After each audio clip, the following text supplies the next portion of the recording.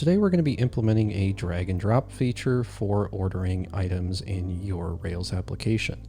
Now in this case, what we have is we have a admin version and we have the user version. They both take place on the same page. Basically, if you're an admin, you're able to drag and drop to order your items around as needed. Also have these little drag handles here that you can use. If you're a regular user, you'll see these changes, but you won't be able to drag yourself no matter how hard you try. So this is the basic functionality, and yeah, we can just go ahead and cover this real quick. Okay, and now we have a bare bones application here. I'm just going to go ahead and start this so you can see what we're starting with. I've tried to make this as generic as possible so that you can follow along with whatever application you're using. In this case, I'm going to log in real quick, dean@example.com with the password of password. And then I'll come over to the portfolio page and we can just hang out here. Now in this case, the Dean account has the admin abilities, so it can create a couple of test posts. So we'll just do that real quick. We'll just put test post 1, 2, and 3 in here so that we have a couple things to search and sort through. So we'll do that. And we can do one more here for new project, and we'll say this one's test 3, and then we'll make this one test 3 as well. Now, if we come back to portfolio, we have a bullet error, but we can, I guess we can fix that real quick. We have our test 1, our test 2, and our test 3 here, and now we can drag and drop these to hopefully sort these. Inside of our project.all, if you are following along, just add in the includes, which will stop that bullet error from firing whenever we get to this page. And then we can go back to the actual point of this tutorial. So the basic idea is we have to add a gem and we have to generate a migration. So really nothing new there. Now the gem we're going to be adding is going to be called bundle add acts as list. This will give you the ability to basically update the position in the list from inside of your controller. Now in this case, I'm actually going to create a custom controller for this so that we can keep all of our logic inside of a separate controller. So I'm just going to say Rails G controller. I'm going to call it the drag controller, and I'm not going to give it any actions. Okay, now the other thing that I want to do is generate a stimulus controller. And again, I'm just going to call this drag, which will just generate a stimulus controller named drag controller inside of app JavaScript controllers drag controller.js. So this will handle the front end logic. And then whenever we finish the drop event where we drop the item, it'll go to the controller back here in the Rails app and say, hey, update the stuff, please. So the last thing that we have to do now is we have to actually generate a migration because we need to add a position integer to the projects or whatever the draggables are. So we'll just say Rails G migration. In this case, I called them projects. You can change this to post or whatever you'd like, but I'll just say add position to projects, and I'll give it a position of type integer. Go ahead and run that. I'm not going to migrate it yet because I specifically created these first so that you can see how to update these if you already have existing models and you want to add drag and drop after you have the models without needing to reset your database. So we'll come into our migrations, we'll find this last one, and in here, let me just bump up the font size a bit. Basically in here, what you can do is you can just add some extra logic, which will just run as some Ruby code, which will go through and update all of your stuff. So I'll say I have a project that I'm trying to add drag and drop to. So I need to order it by, and I'll say, let's order it by updated at. We can then say, okay, for this, we'll do .each, .with underscore index. It'll start at 1. The reason why we're starting with 1 is just because the gem likes its IDs to start with 1. So I don't really question the rules, I just follow them. So we'll just go ahead and we'll do this. I'll space this out a bit better. And then inside of this, all we really have to do is we have to say, look, for each of these items, which I'm calling product or project, we want to update a column called position, and we just want to set it equal to this index that starts at 1. When you do that, if you now run your migration, it'll go through and update all of these records, whatever you called them. So what I'm going to do now is just run a railsdb:/migrate command to migrate the database. And now we should have our positions. Just to test this, I'm going to go ahead and run a Rails C. I'm going to grab the project.all, and we'll just look inside of each of these. ID of 1, position of 1, ID of 2, position of 2, ID of 3, position of 3. So that seems to make sense. Good enough for me. Now I think we're good to actually start the server because we should largely be done here. So the next thing I want to do, I guess I'm going to refresh just so you can see that everything's working. The next thing I want to do is come in here and I want to start setting up the logic to actually encapsulate these inside of the draggables. So we'll come into views. In my case, it's inside of projects and index.html.erb. It's a pretty basic CRUD setup that I have here. And what we're going to do is we're just going to switch it so that if we're an admin, we render one partial. And if we're not an admin, we render the other one. So how do we do that? Well, in this case, we're using user roles. I've done a tutorial on those before. You can probably just search it up if you want to, just devise user roles. And then I'm checking if we are logged in with the and sign. So if we're not logged in, then we'll just return false. If we're logged in and we're the admin, then do this, else. So in this case, what I want to do is say, if we are the admin, we want to do something, else we just want to render the project. That actually makes more sense. So if we are an admin, we're going to render a partial. This partial, I'm going to call project/draggable. You could, of course, call it whatever you'd like. And I'm just going to pass in the thing I'm iterating through that's going to be the draggable item. In this case, it's the project. So I'm going to right click on my projects and say underscore draggable.html.erb. And then inside of this draggable.html.erb, we're going to basically at some point render the project just like we do in the index page. So in here, we do the render project for the regular user. So we're still going to do that, but we're going to wrap this inside of some stuff. The thing we're going to wrap it inside of is just going to be a content tag. And then we can give this whatever we'd like, maybe a div, maybe an icon. In this case, I'm going to give it a div and just give it some I classes maybe. So I'll just say this is a bi-grip-vertical. And then the last one is the important one. This is going to be the draggable class. And that's just important because we're going to be looking for that. Once we have that, we can then set draggable to true. Without this, you're not going to be able to drag your stuff, obviously. And then we're going to give this some data. And then we'll do the braces and we'll put the parentheses just so that this stops freaking out. We can then do a do at the end here, come down here and say %end and tab this over. So this is our entire content tag, which will then wrap around this render for the project. We can come down here, and in here, this is where things are going to get a little bit interesting. We need to start by grabbing the stimulus controller, which we generated and named drag. So inside of app, JavaScript, controllers, we have a drag controller. So that's where that drag is coming from.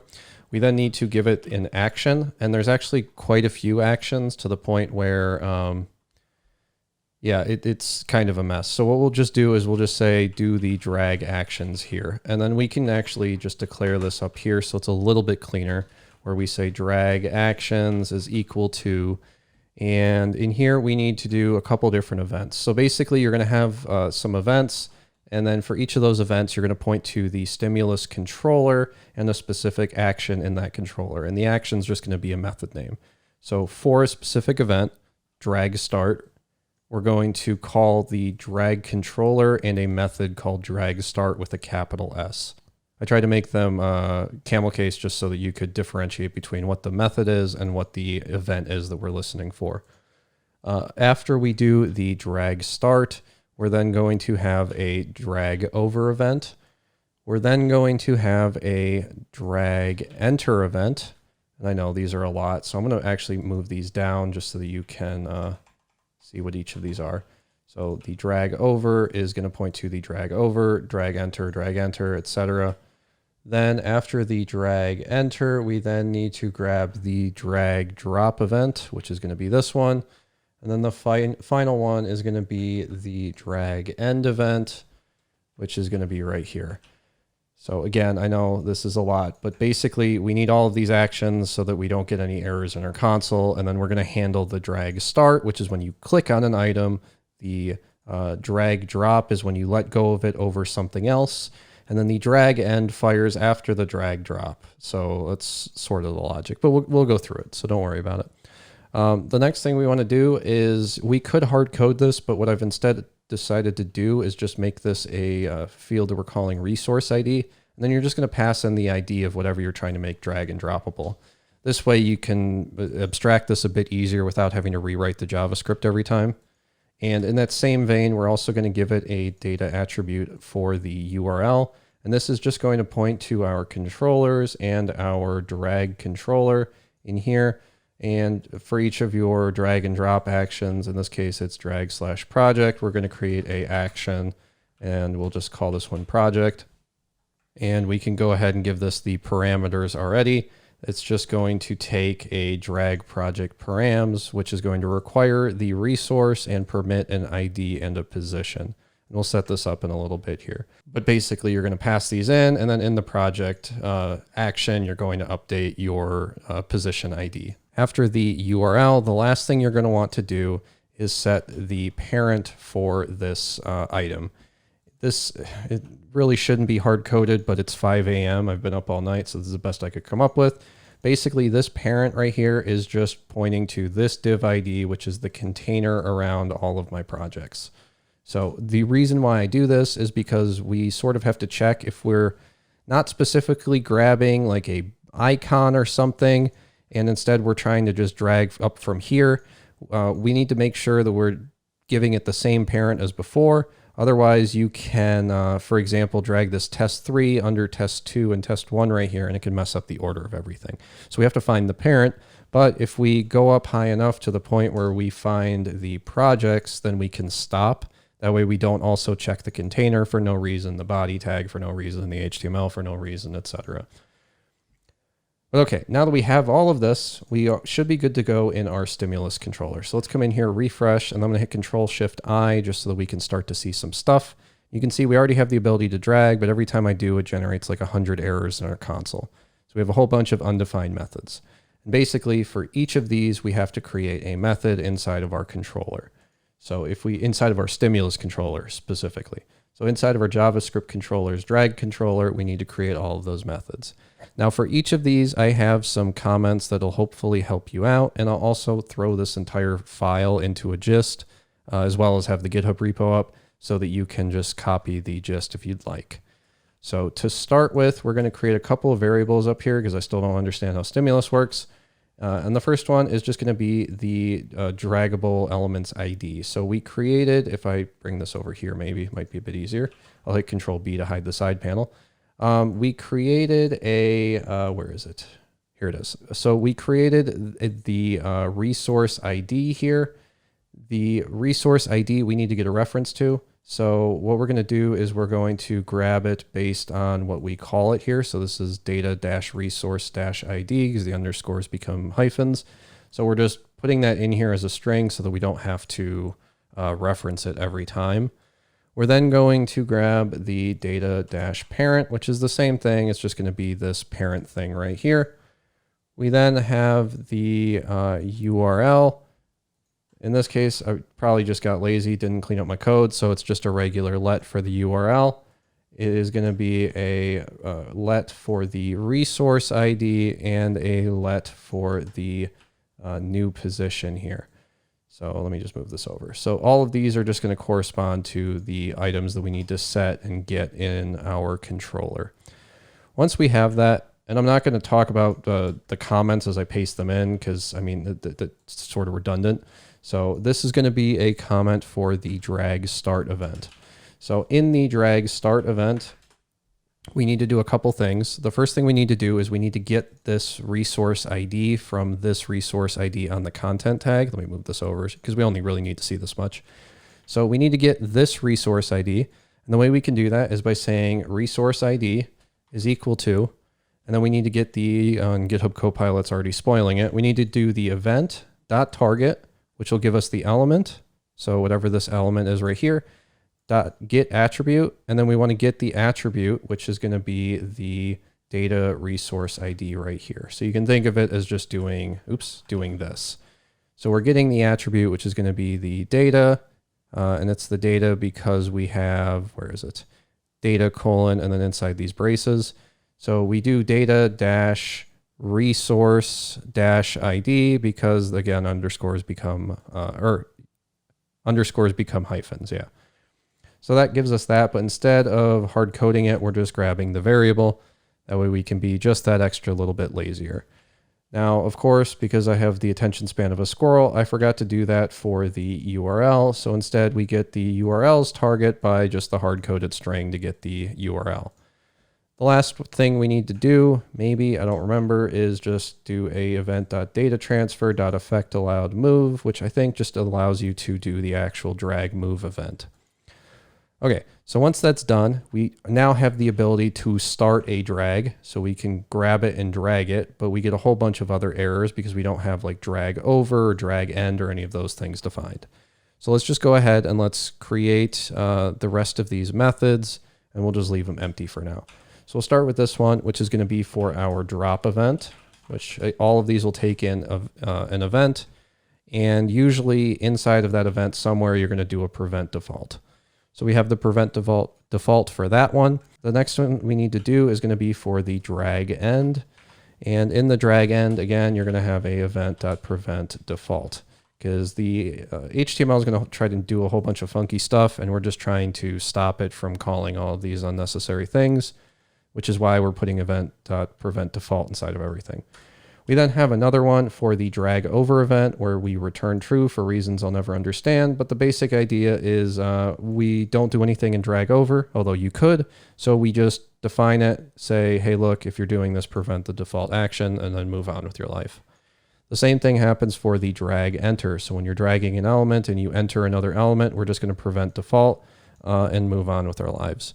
Once we have that, we now have all of our actions implemented here. So we can grab this and drag, but nothing will happen yet. But of course, we're not getting the errors in the console, which I guess is a win if you care about stuff like that. Me personally, all my code always has errors, so it doesn't really affect me much. Okay, let's come into our drop event and let's do some stuff in here. First thing we want to do is we want to set a parent ID.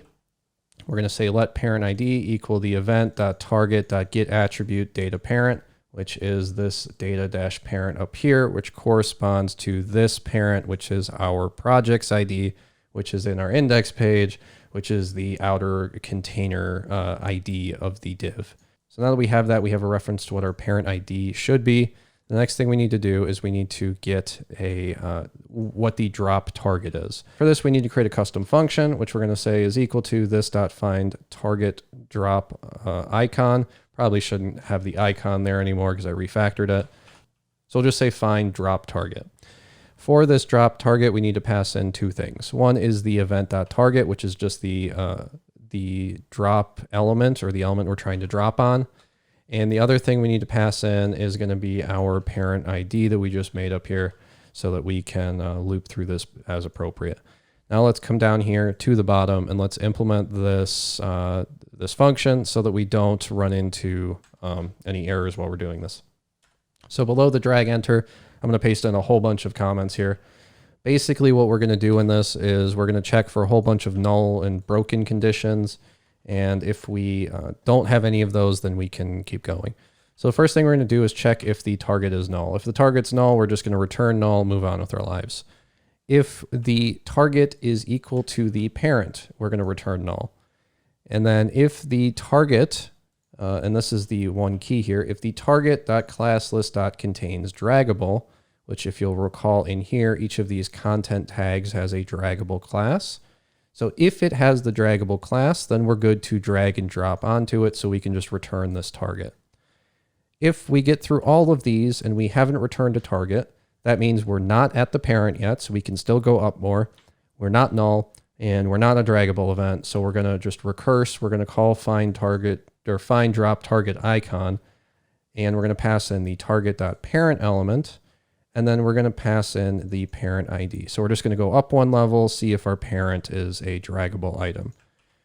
Once we have all of that, we can then come all the way back up here into our drop event, and we can keep going. And this is usually the part where someone's going to leave a comment where they're like, hey, why didn't you just use a third-party library to do all this stuff? And honestly, I don't know. Personally, I tried to look at a few, and they all suggested to import JQuery, and it is 2022. I don't want to. In here, we're going to say document.query selector, just like that. And then for the query selector, we need to grab a, what is it? We need to grab the data-resource-ID. Yep, just like that. Thank you, GitHub Copilot. And then we need to pass in the resource ID. So if we try to do this in our window real quick, just so you can see what this is doing, If I zoom in, if we grab this and if I change this to 1, you can see that it grabs that first element. If I change this to 2, it'll grab the second one. 3 will grab the third one. So it's just going through, and whichever ID you're passing it is going to be the one that you're trying to set as your dragged item. Because we set the resource ID in drag start, we're passing in the ID of the thing that we started dragging with. So that's going to be our dragged item. The event.target is the thing that we dropped our dragged item on. So that's why we pass in the event.target into the find drop target here. Okay, next, guard clause. If the dragged item is null or the drop target is null, just return true. We're not doing anything else. If one of those is null, it means you've tried to drag your item off onto some other window. So just stop whatever you're trying to do. Don't keep going because you might blow up the application. However, if both of those are not null, then we can call a new function that we name setNewPosition, where we pass in the drop target, the dragged item, and the event. Now for this setNewPosition, which will come all the way down here, the setNewPosition is also going to have a ton of comments. So the basic idea for this one is we need to grab the position of our drop target and our dragged item, compare the two, and figure out where they need to go. So we say const position comparison is equal to the drop target dot, and apparently this is a function, compare document position to the dragged item. So this will just tell you what the position is, but you need to do a little bit of weird logic here. That's actually not that scary if you look at it for a bit. So here, GitHub Copilot's already trying to help. Basically what we're going to do is we're going to say if the position comparison and the node.document position following. Now this is just the position that you get from the comparison. This is just a number. If you look right here, it's a property with a number. So all it's doing is just checking what that number is. I think in the example I found, this was actually hard coded to 4, and the other one down here was else if. I think the other one down here was hard coded to 2, but instead I switched it to just use the node.document position preceding. So if the position is the following one, what that means is our drop target needs to happen after our dragged item. So we set the drop target to have a insert adjacent element before begin for the dragged item. So if you think about it, we're taking the dragged item, we're inserting it before the dropped target. So that is the first case.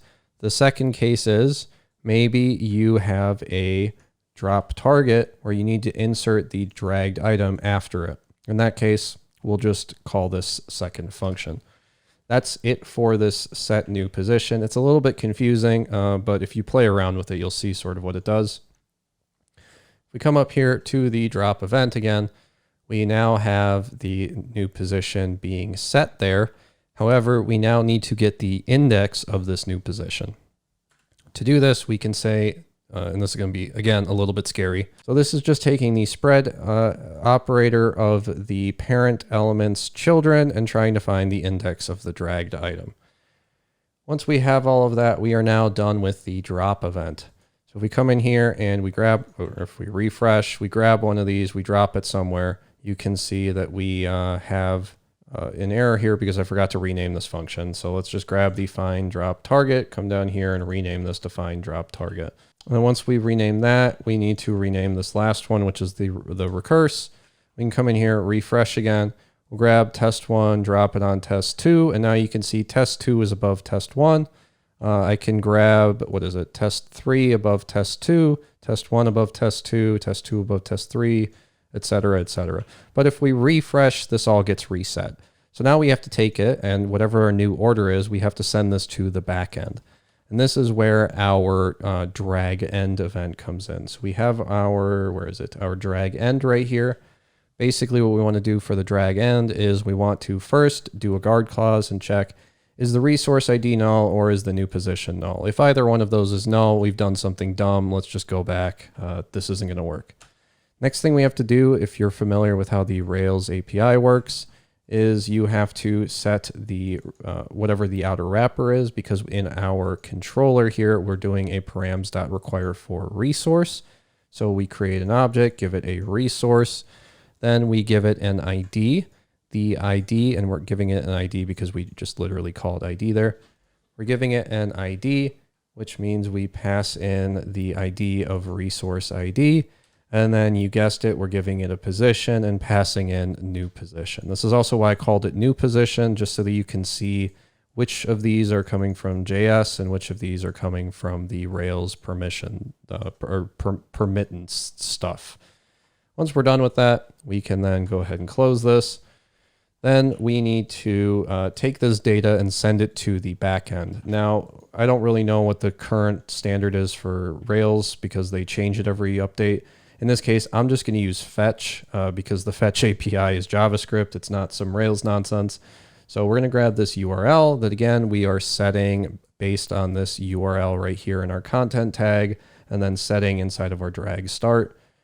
We set that as the URL that we are sending stuff to. We then give it a method of patch because we're patching the item. You could also make it post or whatever you want. We give it a credentials of same-origin. We give it a header.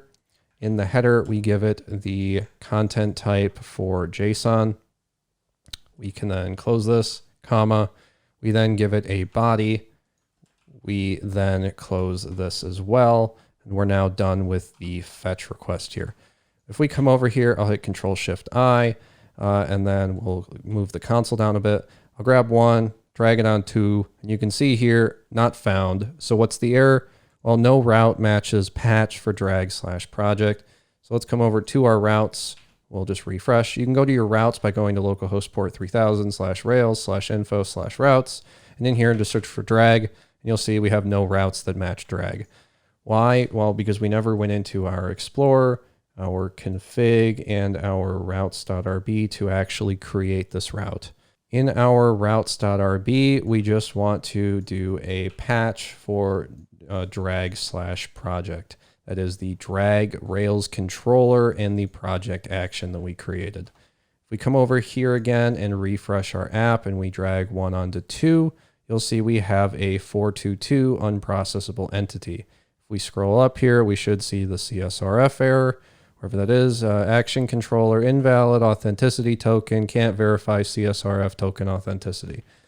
That's just Rails' way of saying it doesn't like us having nice things. So to fix this, we can actually grab the CSRF token from our meta tags and pass it in as a header. So we come into our headers, we say set the x-csrf-token to be this.get meta value and then the CSRF token. Now what we do with that is we come all the way down to the bottom and then below the set new position, we're going to create a new function, and this function, is going to be get meta value, which takes in the name of the meta tag you want to find, and then it's going to return the value of that meta tag. In this case, the element we're looking for is in the document.head.query selector meta name is equal to whatever. If we come over to our HTML elements, we close out the weird styling thing here. If we go up to the head, you can see that we should have a meta with a name for the CSRF token right here. And this is just what we're grabbing. So you can see it is document.head.query selector meta name equals, and then the name equals this name. This name is up here being set to CSRF token. CSRF token is this string right here. So that's all we're doing with this function. We just put it at the bottom here as a bit of a helper. That lets us bypass Rails having a hissy fit because we're doing stuff we're not supposed to. We can then come in here. Let's try to drag and drop one onto two again. You'll see that we do the patch, but nothing happens. So if we refresh, we're back to square one. But we're no longer getting an error. If I hit Control-Shift-I and we go over to console and I scroll this down a bit, if I drag two onto one, we don't get an error in the console, so that's good. But now we have to come over to our drag controller because now it's time for the actual Rails portion to continue again. Basically, in the drag controller, we accept our parameters because we wrapped them in the resource. We then gave them an ID and a position. And now we need to use our access list to update where this is. So in our project, in my case, the project, so let's come into the models and the project.rb. This is going to be whatever your model is called.